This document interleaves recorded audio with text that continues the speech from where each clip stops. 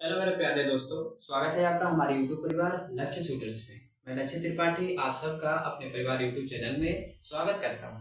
Student, जैसे कि आप लोग को पता होगा कि हम लोग का जो सेशन चल रहा है, अभी हम लोग उत्तर प्रदेश पुलिस, बिहार पुलिस और साथ ही साथ में SSC MTS की तैयारी के लिए हम लोग कोर्स चला रहा है और भी हमारा फ्री कोर्स है। साथ में आपको अगर किसी भी प्रकार की दिक्कत होती है, आपको जैसे अगर क्लास का PDF वगैरह चाहिए, तो आप हमारे नंबर 9801163593 पे व्हाट्सएप करके आप PDF प्राप्त कर सकते हो। वो भी PDF सब लोग जो देते हैं कि बहुत ज्यादा पैसे में देते हैं, हम लोग बहुत नॉर्मली 30 से 40 रुपए में आप लोगों को PDF प्रोवाइड किया जाएगा। लेकिन आपका कॉल नहीं करना है, आप लोगों को सिर्फ व्हाट्सएप करना है, क्योंकि कॉल बैक मुश्किल है करना हम लोगों को। व्हाट्सएप से हम लोग संपर्क करेंगे, ठीक है। तो आज का जो हमारा सेशन है, उस सेशन को 2 लाइन प्यारी सी बातों के साथ शुरू करते हैं। तेरी मोहब्बत में खुद को खो दिया, तेरी मोहब्बत में खुद को खो दिया, हर खुशी से दूर बस तेरी यादों में ही रोती है। इसी के साथ हम लोग आज का जो सेशन है, उस सेशन को स्टार्ट करते हैं और वहीं से स्टार्ट करेंगे जहां से हम लोगों ने कल का छोड़ा था। अब हम छोड़े कहाँ थे, तो मैंने प्रस्तावना में 4 बातों की जानकारी भी यहाँ पे छोड़ा था। यहाँ पे मैं लिख देता हूँ UPP अर्थात उत्तर प्रदेश पुलिस। UPPS भी लिख सकते हैं, सेवा जिसे कहते हैं, आप लोग सर्विस करते हैं, ठीक है। अब मैंने क्या कहा कि जैसे मतलब हम लोगों ने कल पढ़ा था कि जो संविधान है, संविधान कितने तारीख को लागू हुआ, आखिर जो विधि दिवस मनाते हैं क्यों मनाते हैं, इन सब पे हमने बात किया है। आज की जो बात हमारी होगी, प्रस्तावना से 4 बातों की जानकारी मिलती है, इस चीज पे हम बात करेंगे। जैसे मैं लिख देता हूँ प्रस्तावना। प्रस्तावना से हमें 4 बातों की जानकारी मिलती है, 4 बातों की जानकारी मिलती है। स्टूडेंट, आप लोग इससे एक रिक्वेस्ट रहेगा, या तो आप लोग एजेटिव इसको लिखते जाएं, या फिर आप लोग इसका स्क्रीनशॉट ले लें, अपने नोट्स में बाद में लिख लीजिएगा, या फिर मेरे नोट्स को आप अगर प्राप्त करना चाहते हो तो मेरे नंबर से व्हाट्सएप करके प्राप्त कर लें। क्योंकि अगर नहीं लेते हैं तो फिर ये आपके लिए आप सोच सकते हैं कि आप बहुत दूर चले जाएंगे, UPP या फिर बिहार पुलिस, या फिर कर सकते हैं SSC MTS के लिए, ठीक है।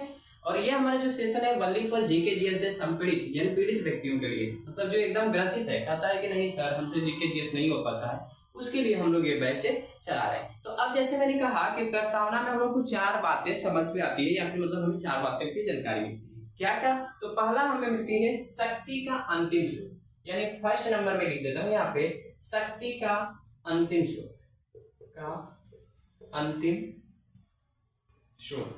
अब एक चीज मैं बताता हूं, जैसे मैंने लिख दिया शक्ति का अंतिम स्रोत, ठीक है। अब दूसरा बात, जैसे मैंने कहा ना कि 4 बात होती है, तो उसी तरीके से एक बात तो मैंने बोल दिया कि शक्ति का अंतिम स्रोत, संविधान का उद्देश्य। दूसरा बात हमारा क्या आता है, संविधान का उद्देश्य आता है, संविधान का उद्देश्य। आपसे एक और चीज रिक्वेस्ट रहेगी, अगर बाई चांस कहीं भी हम लोग से मात्रा वगैरह में मिस्टेक हो जाता है, तो प्लीज आप लोग उसे कर सकते हैं शुद्ध कर लीजिएगा, मतलब सही कर लीजिएगा। हो जाता है लिखने में हम लोग को थोड़ा प्रॉब्लम हो सकती है। सरकार का स्वरूप, मतलब हम लोगों का तीसरा जो रहता है वो हमारा रहता है सरकार का स्वरूप, सरकार का स्वरूप, स्वरूप।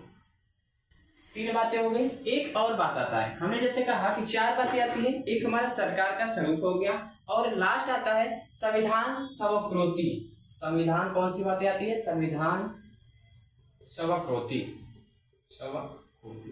अच्छा एक चीज करोति, सॉरी करोति, ठीक है। एक चीज मैं अगर आपसे पूछूं कि स्वकृति का मतलब क्या होता है, तो स्वकृति का दोस्त मतलब होता है कि आखिर जो संविधान था ये बनकर मतलब पूर्ण रूप से यानी तैयार कब होता था, यही हमारा स्वकृति होता है, ठीक है। तो जैसा मैंने आपको बोला था कि 26 नवंबर को हम लोग क्या मनाते हैं, संविधान बनकर तैयार हुआ था, उसी दिन हमारा संविधान पूर्ण रूप से बनकर तैयार हो गया था, जिसके कारण हम लोग उसको विधि दिवस के रूप में मनाते हैं। ये मैंने पिछली वीडियोस में ही बता दिया था, ठीक है। तो अभी जो मैं बताऊंगा, अब देखिए ये मैंने 4 चीजें आपको बता दिया कि शक्ति का अंतिम स्रोत, संविधान का उद्देश्य, सरकार का स्वरूप और संविधान का स्वकृति, ठीक है। स्वीकृति, स्वीकृति होते हैं, स्वीकृति, ठीक है। अब इनको मैं एक एक को डिटेल से बता देता हूँ। देखो बाबू, शक्ति का अंतिम स्रोत जो होता है ये किसके पास होता है, तो जनता के पास होता है। किसके पास, जनता के पास होता है। अब इसीलिए जनता के जो पास रहता है, यानी जो पब्लिक के पास रहता है, इसी के कारण तो हम लोग कहते हैं कि लोकतंत्र जो है for the people by the people, मतलब हमारे कहने का मतलब है कि लोगों का, लोगों के लिए, लोगों का चुनाव ही हमारा लोकतंत्र कहलाता है या फिर डेमोक्रेसी कहलाता है। और यही मेरा पहला है कि शक्ति का जो अंतिम स्रोत है, मतलब जो शक्ति है, जो पावर है, ये किसके पास अंतिम में रहता है? तो हमारी जनता के पास। अर्थात मेरे कहने का मतलब है कि मान लीजिए कोई एमपी चुना जाता है, या मैं सपोज दैट कोई एमएलए चुना जाता है। अगर एमएलए या फिर एमपी से कोई व्यक्ति संतुष्ट नहीं है, कोई व्यक्ति नहीं, उस जिस एरिया में रहता है वहां का कोई मतलब पूरे व्यक्ति उससे संतुष्ट नहीं है, तो वो क्या करेंगे?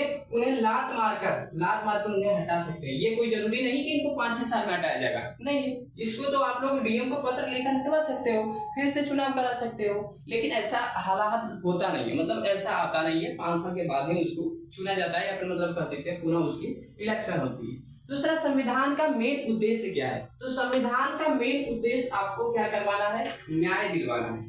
क्या करना है? न्याय दिलवाना है। लेकिन आपको ध्यान रखना पड़ेगा कि न्याय कितने प्रकार के होते हैं। तो आपका जो प्रियम्बल है, यानी जिसमें कहा गया हम भारत के लोग, भारत को संपूर्ण प्रभुता, गणतंत्र, ऐसे करके है ना, तो उसमें आपको बताया गया है कि न्याय कितने प्रकार के होते हैं। तो 3 प्रकार के होते हैं। कौन कौन होते हैं? आर्थिक न्याय, एक हमारा आता है आर्थिक न्याय हो जाता है, एक हमारा आता है जो कि सामाजिक न्याय होता है, सामाजिक न्याय, और एक हमारा जो आता है वो कौन सा न्याय होता है? एक हमारा राजनीतिक न्याय हो जाता है, राजनैतिक न्याय।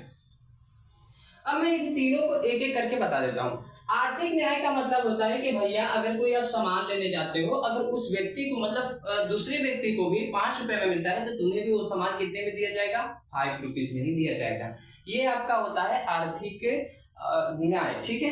अब अगला अगर मैं बात करूं कि भैया सामाजिक न्याय क्या होता है, तो सामाजिक न्याय का मतलब होता है कि समाज में जैसा उसकी इज्जत रहेगी वैसे ही आपकी भी इज्जत रहेगी। मतलब उस पर्सन को ना ही गाली दिया जाएगा, ना ही आपको गाली दिया जाएगा। आप चाहे किसी भी समाज से बिलोंग करते हो। वो अलग बात है कि हमें राजनेता लोग क्या करते हैं? भड़काते रहते हैं, मतलब आपस में हम लोगों को टकराव पैदा करते हैं। तो इसकी बात मैं नहीं लेता हूँ, ठीक है। अब ये तो हमारी समझ में आना चाहिए, हम लोग को समझना चाहिए कि भाई नेता लोग का तो ये काम ही है कि हमें भड़काना, मतलब हमें फूट डालना। आखिर भड़कते क्यों हो भैया? मेन जो उद्देश्य होता है, कभी देखना नेता लोग कभी भी शिक्षा पे आपके बात नहीं करता है। जब भी आएगा ना वो क्या करता है? सिर्फ जातिवाद पे बात करना स्टार्ट करता है, ताकि तुम अपने शिक्षा से क्या रहो? भड़क कर रहो, मतलब दूर रहो। और शिक्षा से उसे फायदा है, आप शिक्षित हो जाओगे, उसके सामने जाओगे और सवाल उठाओगे, भैया हमें क्या रोजगार नहीं मिलता है, मतलब हमें मतलब नौकरी नहीं मिलती है, ऐसा सब आप सवाल उठाओगे तो कोई व्यक्ति क्यों चाहेगा? मुझे ही कहो, अगर हमें नेता चुनकर बैठे हो, मैं सोचूंगा ना कि आप लोग अपने घर में रहो, मतलब सिर्फ मुझे इलेक्ट करो, यानी अर्थात मुझे रिप्रेजेंटेटिव बनाओ, चुनो और मुझे वहां पे बिठा दो। बिठाने के बाद आप लोग सिर्फ आराम से रहो, ना ही कोई दंगा करे, ना कोई फसाद करे, आराम से मैं सुकून की जिंदगी एक एमपी की तरह 4 ठो ले लूंगा, वो क्या बोलते हैं बॉडीगार्ड, और आराम से मैं सोऊंगा। बाहर गेट के दरवाजे के पास भी 2 लगाऊंगा, 2 अपने घर के दरवाजे के पास लगाऊंगा, ठीक है। तो ये आप लोग को सोचने की बात है कि इस पे कोई जोर नहीं देता है। और जोर भी कहां से देगा? इस पे देखिए, आप सिनेमा देखने जाओगे, ऐसे तो कहो कि भैया अभी तो हम लोग बेरोजगार हैं, सिनेमा कहाँ देखेंगे? तो ठीक है, अभी की बात नहीं कर रहा हूँ, लेकिन जब रोजगार हो जाओगे तो सिनेमा देखने जब जाओगे तो सिनेमा पे 1 भी रुपए का टैक्स नहीं है, जीएसटी 1 भी रुपए का नहीं है। ये हकीकत है, आप सर्च कर लेना, देख लेना। जीएसटी 1 भी रुपए का सिनेमा पर नहीं है। जबकि अगर मैं कहूँ शिक्षा पे 18% का जीएसटी है बाबू। सबसे अधिक अगर किसी चीज पे जीएसटी है तो वो शिक्षा पे है। आप डायमंड खरीदने जाते हो, हीरा खरीदने जाते हो, उस पे जीएसटी तुम्हारे 1% है, ये ओनली 1% है। लेकिन आप कॉपी खरीदने जाओगे उस पे जीएसटी कितनी है? 18% है। तभी तो आखिर मोदी जी कहते हैं ना, पढ़ेगा इंडिया तभी तो बढ़ेगा इंडिया। भाई यही तो पढ़ रहा है इंडिया, यही बढ़ रहा है इंडिया। अच्छी बात है। अभी वो कुछ ऐसे भक्त लोग हैं मोदी जी के, तब पर भी अभी उनका गुणगान करते हैं। और हम अभी भी कह रहे हैं कि जो व्यक्ति इसमें अभी जो बच्चा पढ़ रहा है, अगर ऐसा सपोज करता है, मतलब अगर इस पार्टी को सपोर्ट, ये नहीं मैं कह रहा हूँ कि आप किसी पार्टी को सपोर्ट करो, लेकिन मैं कह रहा हूँ कि अगर राजनीतिक पोर्टल पे जाता है तो अभी वो मेरे क्लास को छोड़े, उसकी लाइक को मुझे कोई जरूरत नहीं है, ठीक है। आगे चलो। अब देखो सरकार का स्वरूप कैसा होता है, तो सरकार के 2 स्वरूप होना चाहिए। ऐसे तो बहुत स्वरूप होते हैं, जैसे कि सैनिक शासन भी हो सकता है, लेकिन मैं बताऊं आपको कि सैनिक सरकार क्या होती है, बहुत खराब शासन होती है। इसलिए मैं 2 शासन को अच्छा मानता हूं। एक हमारा होता है लोकतंत्र यानी जो जनता अपने प्रतिनिधि का चुनाव करती है, अपने लिए खुद चुनाव करती है, उसको कहते हैं हम लोग लोकतंत्र, ठीक है। और एक हमारा होता है गणराज्य।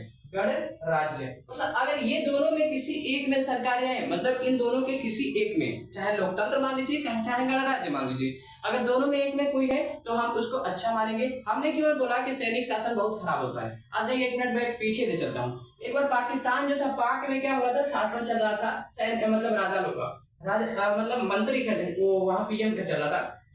लेकिन एक चीज बताओ, सैनिक शासन का मतलब ही होता है कि जब आपका सैनिक कोई अधिकारी है, कोई आपका आर्मी ऑफिसर है, अगर उसकी पावर आपके पावर से ज्यादा हो जाती है तो वो आपको मार देगा, मतलब डेथ कर देगा, और डेथ करने के बाद खुद का शासन चला जाएगा। तो यहाँ से तानाशाह शासन चलेगा।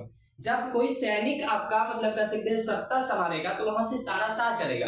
एग्जाम्पल अच्छा आपको मैं देता हूँ, हिटलर बाद, हिटलर को देख लीजिए। हिटलर क्या था? हिटलर एक सैनिक था। हिटलर राजा नहीं था, एक सैनिक था, और उसने लास्ट तक यही किया। और जब राजा बना तो उसने क्या किया? कई लाखों लोग को मरवा दिया। यही होता है कि जब सैनिक का शासन चलेगा तो वो क्या करेगा? मरवा देगा, कटवा देगा। इसमें भी बहुत सारे यहूदी लोगों को मारा गया, हैंडीक्राफ्ट पर्सन को मारा गया। हैंडीक्राफ्ट पर्सन कहने का मतलब होता है वो लोग जो विकलांग होता है, जो मतलब विकलांग है। अब एक चीज बताओ, उसने कहा कि विकलांग लोग का कोई हमारे देश में जरूरत नहीं है, विकलांगों को मारो, इन्हें खत्म कर दो। और लगता है हमें कि शायद 1.5 करोड़ या फिर 1.5 करोड़ जो हैंडीक्राफ्ट पर्सन थे उनको मरवा दिया। अब एक चीज बताओ, इतना ज्यादा मरवाने की क्या आवश्यकता थी? इतना ऐसा करने की क्या आवश्यकता थी? आई होप आप लोग को समझ में आ रहा होगा। अब एक चीज बताओ, इतना जब 1.5 करोड़ 1 लोग जैसे कि विकलांग को मरवा दिया, फिर यहूदियों को शायद लगता है हमको कि 1 लाख या फिर 1.5 लाख लोगों को मरवाया था। एक्यूरेट मुझे अभी याद नहीं है, शायद क्लास 10th में जो चैप्टर चलता है या क्लास 9 में चलता है उसमें अच्छे से पढ़ना, उसमें दिया हुआ है कि कितने उसने यहूदियों को मरवाया था और कितने विकलांगों को मरवाया था। ठीक है, तो यहाँ पे कोई आंकड़े से कोई लेन देन नहीं है, हम लोग ऐसे ही मतलब बता दिए समझाने की बात ये। तो जब हम लोग कह सकते हैं कि सैनिक शासन आएगा, मतलब जब आर्मी के ऑफिसर का शासन आएगा तो वो क्या करेगा? ज्यादा लोगों को मरवा कटवा देता है, मतलब मरवा देता है।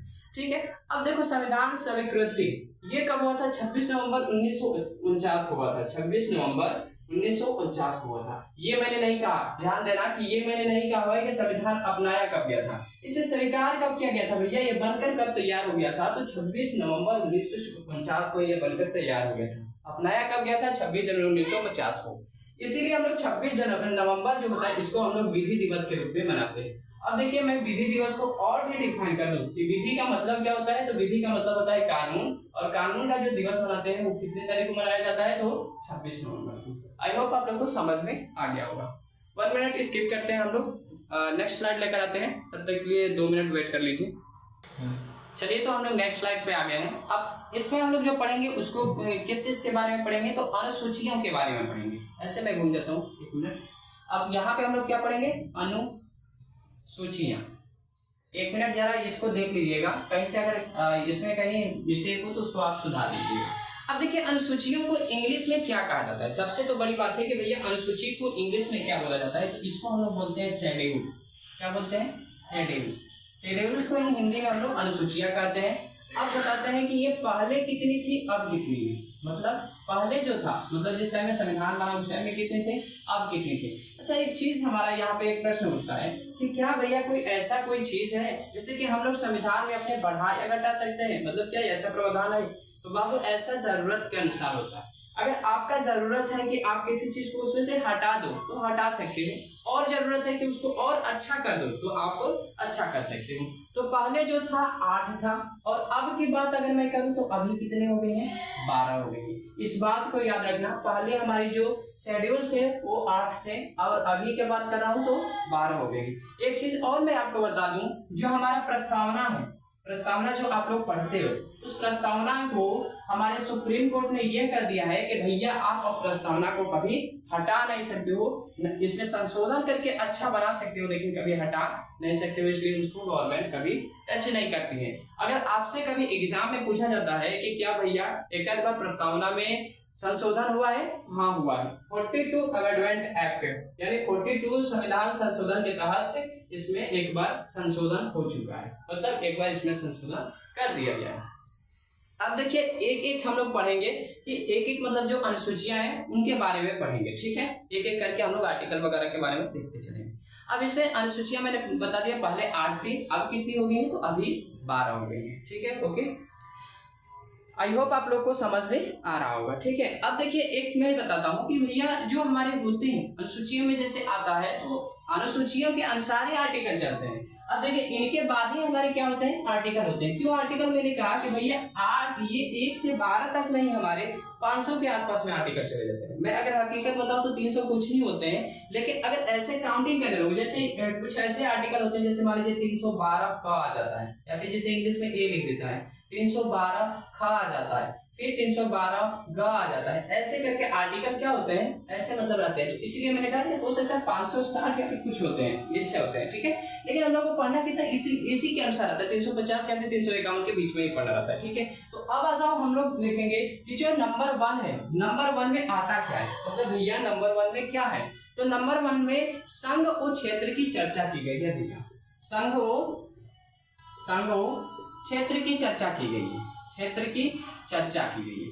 अब भैया एक बात यहाँ पे आती है, चर्चा, एक मिनट, चर्चा किया गया है, संघ और क्षेत्र की चर्चा है। ठीक है, पहले में क्या है, तो संघ और क्षेत्र की चर्चा है। अब देखिए संघ और क्षेत्र की चर्चा का मतलब क्या है। अब मतलब यहाँ पे मैं इसको डिफाइन करूं कि भैया जो हमारे क्षेत्र है और जो ये क्या बोला जाता है संघ है, उसका मतलब क्या होता है। तो देखिए मैं एक चीज आपको बहुत पहले यहाँ पे क्लास में इसको बता देता हूँ कि भैया जो हमारा संविधान है, जो हमारा कॉन्स्टिट्यूशन है, इसमें हमारे जो भारत है ना, भारत देश है ये, लेकिन भारत देश को जब भी हम लोग संविधान के अनुसार देखेंगे तो दिखेगा भारत एक राज्य है। अब देखो ऐसा क्यों बोलता है, ये भी आप लोग पूछोगे कि सर राज्य क्यों बोलता है कि जब देश है तो मैं बता दूं कि भैया राज्य और देश में कुछ ज्यादा फर्क नहीं होता है, इसे छोटे सी चीजों का फर्क होता है। जैसे कि मैंने आपको एक बार बताया था, आप लोग अगर अग्निवीर का देखे होंगे तो उसमें मैंने आप लोगों को बताया था कि भैया एक राज्य होने के लिए या फिर एक देश होने के लिए किन किन बातों का ध्यान रखना पड़ता है। तो उसमें मैंने बताया था कि एक राज्य होने के लिए या फिर देश होने के लिए हमें किस चीज की आवश्यकता पड़ेगी। पहला तो भैया क्षेत्र की आवश्यकता पड़ेगी, क्योंकि क्षेत्र नहीं रहेगा तो ह्यूमन रहेगा कैसे। और क्षेत्र के बाद हमें किस चीज की आवश्यकता पड़ती है भैया, उसमें रहना भी चाहिए ना, जनसंख्या। फिर जनसंख्या पे नियंत्रण करने के लिए भैया सरकार भी होना चाहिए, और सरकार का भी क्या करना चाहिए, सरकार को भी नियंत्रित करने के लिए क्या रहना चाहिए, मीडिया वगैरह की जरूरत पड़ती है। अब देखो ये हमारे क्या होते हैं, ये पिलर होते हैं। अगर ये ना रहे तो फिर कोई भी देश कैसे हो सकता है, कोई राज्य कैसे हो सकता है, नहीं हो सकता है। फिर मैंने कहा था कि भैया क्षेत्र यदि रहेगा, जैसे जनसंख्या है तो जनसंख्या को रहने के लिए क्षेत्र नेसेसरी है, जरूरी है, नहीं रहेगा तो फिर ये लोग रहेंगे कहाँ बसेंगे। फिर मैंने कहा कि भैया जनसंख्या यदि है, जैसे मान लीजिए 135 करोड़ जनसंख्या हो गई, तो इसको नियंत्रित करने के लिए हमें सरकार की भी जरूरत पड़ेगी। अगर इसको नियंत्रित करने के लिए सरकार नहीं है, मतलब जैसे 135 करोड़ जनसंख्या, अगर इसको नियंत्रित करने के लिए किसी प्रकार की सरकारें नहीं है, तो तुम कहीं से घूम कर आओगे, उसमें एक बम गिराओ, चले जाओ, फुर्र हो जाओ, वहां पे चले गए, अरे दौड़ते दौड़े घर से निकला कोई व्यक्ति और जातिवाद दुश्मनी है या फिर मतलब जैसा भी दुश्मनी है, क्या रुक रुक रुक रुक हम अभी लेकर बम आते हैं तो घर फिर फूक के खत्म कर दे। अबे ये कौन सा बात है। तो इसको नियंत्रित करने के लिए कौन रहता है, सरकार। अब कभी सर सरकार तो इसको नियंत्रित नहीं करती भैया, सरकार ही आपको कानून निकालती है। जो विधि होता है, यानी विधि जो मतलब तैयार किया जाता है, जो विधायिका से विधि निकलती है, ये विधि कहाँ से निकलती है, तो ये इसी को यही तो बनाता है ना। फिर इसके बाद जब विधि तैयार हो जाता है तो कहाँ जाता है, एक्सिक्यूटिव के पास जाता है। एक्सिक्यूटिव का मतलब क्या होता है, इसको मैं अगर हिंदी में बताऊं तो इसका मतलब होता है कार्यपालिका। और कार्यपालिका का काम क्या होता है, कार्यपालिका का काम होता है कि आपका जो भी लॉ है, जो भी लॉस है, मतलब जो भी कानून बना है, इसको क्या करे, आपके ऊपर लागू करवा दे, एक्टिव करवा दे। और अगर आप उस कानून को नहीं मानते हो तो अब क्या किया जाएगा, आप कहाँ जाओगे, जेडेउसरी में। जेडेउसरी का हिंदी होता है न्यायपालिका में चलो, और न्यायपालिका में वहां पे जाके तो क्या करेगा, अगर दोषी हो तो आपको जेल हो, दोषी नहीं हो तो जेल ना हो। यहाँ पे एक मैं अब यहीं तक रहेगा, लेकिन इसमें एक छोटा सा मतलब अपना मैं कुछ आप लोगों को सुझाव दे देता हूँ। आज का जो टॉपिक है ना यहीं तक रहेगा, एक समझने की बात कर रहा हूँ, वीडियोस को छोड़कर मत जाना क्योंकि बहुत अच्छा चीज बताने जा रहा हूँ। देखो बाबू, एक हमारा होता है रिमांड और एक हमारा होता है डिमांड। अच्छा, दोनों में अंतर क्या होते हैं, रिमांड और डिमांड में अंतर क्या है ये जानो। रिमांड और डिमांड क्यों मैं पढ़ा रहा हूँ, क्योंकि भैया अगर कोई जनसंख्या में कोई मतलब कानून तोड़ देता है तो रिमांड डिमांड किया जाता है। इसलिए मैंने कहा कि आज का यहीं तक रहेगा, लेकिन इसको मैं क्लासिफाई कर देता हूँ कि भैया रिमांड क्या होता है और डिमांड क्या होता है। सपोज दैट मानो ये कोई व्यक्ति है, इसको थोड़ा बना देता हूँ अच्छे से, या ऐसे बन गया, ठीक है, लेकिन ये पोस्ट नहीं बनना चाहिए। चलो, ये व्यक्ति है और इस व्यक्ति ने क्या किया, एक बंदूक लाया, AK-47 है, अब बनाने नहीं आता है, थोड़ा समझ लेना, समझने की बात है। और यहाँ कोई व्यक्ति है, इसको इसने क्या किया, गोली मार दिया, ढिसक्यान से उड़ गया, उड़ा गया, उड़ गया। अब क्या आया कि भैया यहाँ पे पुलिस बैठी है, पुलिस, और पुलिस क्या करी कि अपना गाड़ी ली और साइरन बजाते हुए इनके पास आ गई। इनका जो अपराध था, अपराध दो प्रकार के होती है। जो आपकी गिरफ्तारी होगी, दो तरह से गिरफ्तारी होती है। एक हमारा होता है संज्ञेय अपराध और एक होता है संज्ञेय, और एक हमारा होता है असंज्ञेय अपराध। असंज्ञेय अपराध जिसमें देखो, संज्ञेय का मतलब होता है कह सकते हैं मतलब कि किसी को नॉर्मली मारे हो, वो संज्ञेय में आता है। असंज्ञेय का मतलब होता है कि आपको बिना पुलिस वारंट दिखाए, मतलब गिरफ्तारी दिखाए, आपको अरेस्ट कर ले, आपको गिरफ्तार कर ले, वो हमारा असंज्ञेय आता है। तो आपने किसी व्यक्ति को, अब देखिए कब आपको वारंट दिखाना जरूरी होता है, किसी का आपने पॉकेट मार लिया, आप मत मारना, किसी, ये काम सब गंदे वो कर सकते हैं कि बिना पढ़े लिखे का काम होता है, किसी का पॉकेट मार लेना, किसी का मोबाइल चुरा लेना, तो उसके लिए वारंट निकलता है। लेकिन आप किसी का गोली मार दो, किसी का सर फोड़ दो, मतलब हाफ मर्डर का केस कर लो, तो ये सब हमारे क्या होते हैं कि आपको क्या किया जाता है कि इसमें डायरेक्टली बिना आपको किसी प्रकार का कह सकते हैं गिरफ्तारी दिखाए आपको अरेस्ट कर लिया जाता है। आई होप आप लोगों को समझ में आ रहा होगा, ठीक है। तो अब देखो, जब आपको पुलिस गिरफ्तार करेगी तो आपको ये भी कहा जाता है कि भैया अगर कोई व्यक्ति को तुम पकड़ लिए हो, पुलिस लोग अगर पकड़ लिया है, तो मजिस्ट्रेट कहा रहता है कि अब आप क्या करो कि 24 घंटा के अंदर इसे हमारे अदालत में पेश करो। ये तुम्हारा व्यक्ति नहीं है, ये मेरा व्यक्ति है, इसको लाना 24 घंटे में हमारी अदालत में। लेकिन एक चीज याद रखना, जैसे कि कुछ लोगों के घर के होंगे जो कि बाई चांस फंस जाते हैं, तो फंसे होंगे तो कुछ यहाँ पे सवाल लोग उठा सकता है कि सर हमारे पापा चाहे हमारे चाचा तो फंसे थे, लेकिन वो तो 2 दिन के बाद ले गया था, ऐसा भी सवाल आ जाता है। भैया 2 दिन के बाद वो इसलिए ले गया था क्योंकि इसमें एक चीज और भी ध्यान दिया जाता है, इसमें आपका संडे काउंटिंग नहीं किया जाता है, संडे का दिन जो होगा उसको काउंट नहीं किया जाता है। इसमें आपको गाड़ी में जो समय लगा है, गाड़ी में जो ले आने में समय लगा है, उस समय का काउंटिंग नहीं होता है, यानी इन दोनों का टाइमिंग। आज दूसरा चीज देखिए, जब कोई व्यक्ति मर्डर करता है तो लगभग उसे कब पकड़ा जाता है, शनिवार की शाम में।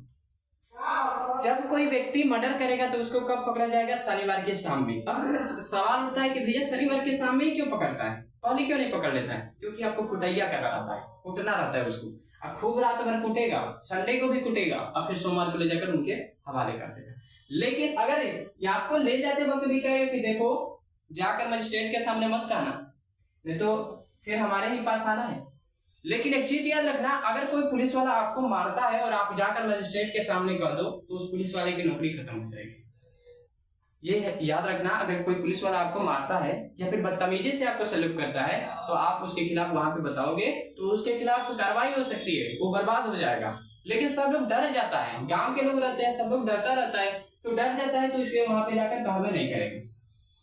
जबकि जज पूछता है कि क्या कुछ आपको दिक्कत हुआ, तकलीफ हुआ, नहीं ऐसे कर देते, बेचारा क्या करे, गाँव के हैं, थोड़ा भी पुलिस दबाव डाली तो वो मतलब डर गया, तो यहाँ पे ऐसा मतलब हो जाता है। अब देखिए क्या होता है कि अब ये लाएंगे जज के सामने, मतलब ये लाते हैं अब हम डिस्ट्रिक्ट कोर्ट में ला देंगे, ठीक है। डिस्ट्रिक्ट कोर्ट में जब लाएंगे, जज के सामने जब पेश करेंगे तो जज इनको बड़ा गरियाता है, अरे डीएम एसपी को उसको गाली देने में टाइम नहीं लगता है, तो एक दरोगा, मामूली दरोगा कहाँ है, पुलिस कहाँ है, कुछ नहीं है, डीएम एसपी को गाली दे देता है। अरे कह दे, अगर प्रधानमंत्री को कह दे कि कल आ जाइएगा हमारे डिस्ट्रिक्ट में पेश हो जाइएगा, उनको दौड़ कर आना पड़ जाएगा, अगर नहीं आएंगे तो सुबह कह अरे तूने मेरे बात को टाल दिया, रुक तो उसको बताते हैं, और उनको वो क्या बोलते हैं, घसटवा कर लाएगा। तो ऐसा पावर उसके पास होता है, तो वो कोर्ट के पास लाता है। और कोर्ट के पास अब ये क्या होता है, जो जेल होता है ना, जेल जो कि कैदी को रखा जाता है, ये जेल किसके अंदर आता है, तो इस जज साहब के अंदर में आता है। किसके अंदर में आएगा, जज साहब के। जो पुलिस होती है ना जेल की, वो पुलिस अलग होती है, इधर की पुलिस नहीं होती है। मतलब देखिए, अब जब जेल में चला जाएगा तो फिर क्या करेगा, और पुलिस को क्या कह रहेगा, पुलिस वाला को कहता है कि भैया ये सही है या गलत है, इसका पता लगाते रहो, तुम इसी के ऊपर मत रह जाओ, इसका पता लगाओ। तो ये जब पुलिस वाला पता लगाने के लिए जाता है तो कहता है, फिर से कहेगा कि रुको जज साहब कहीं चला जाए, और फिर से वो क्या करता है, रिमांड करता है। और रिमांड और डिमांड में अंतर क्या है कि भैया मेरा सामान तुम मांग रहे हो तो ये डिमांड कर रहे हो, भैया दे दो दे दो दे दो, लेकिन तुम खुद दिए हो और फिर मांग रहे हो तो वो आपका होता है रिमांड। तो तो जज के सामने जाता है तो वो कहता है कि जज साहब तू जब हम कह दिया लाए ना वो कह दिया कि हम दे काम बा। तो जज साहब भी बुर्बक थोड़े ना है, कहता है अरे छोटा तू इधर तब लाया कहा लिए जब तुमको ले जाना था तू। लेकिन फिर कहता है जज साहब ठीक है ले जाओ तुम्हारा भी काम है। तो कहता है कि ठीक है भैया तुम 15 दिन के लिए ले जाओ। और याद रखना भैया जब 15 दिन होता है ना बड़ा खतरनाक होता है। अब इसमें तुम्हारे पुलिस मार मार कर कचूमर निकाल देगी, क्योंकि कचूमर निकालने के लिए रिमांड होइबे करता है। और जज साहब यहाँ पे आप कुछ नहीं कहेंगे। जज साहब के सामने आओगे तो जज साहब से पूछते हैं क्या तुमको जेल में कुछ पुलिस हिरासत में कोई दिक्कत हुआ, तो आप क्या करोगे? इसके अलावा बच्चे क्या किया है, उधर से दरोगा कहिए दिया है, बोलोगे तब को बहुत थुरेंगे। इनको यहाँ पे खूब 15 दिन में नाखून कबारना, पैर हाथ तोड़ना, गर्म पानी फेंकवाना, ये सब होता है। तो ये रिमांड हो गया और डिमांड हो गया। आशा है मुझे आप लोगों को समझ में आ गया होगा। आज का टॉपिक अगर अच्छा लगा हो तो हमारे वीडियोस को प्लीज लाइक करना, हमारे वीडियोस को प्लीज शेयर कर देना और एक सब्सक्राइब जरूर कर देना। आपका जो सब्सक्राइब है मुझे मोटिवेशन देता है। तो मिलते हैं हम लोग नेक्स्ट वीडियो में, तब तक के लिए जय हिंद, जय भारत, जय बिहार।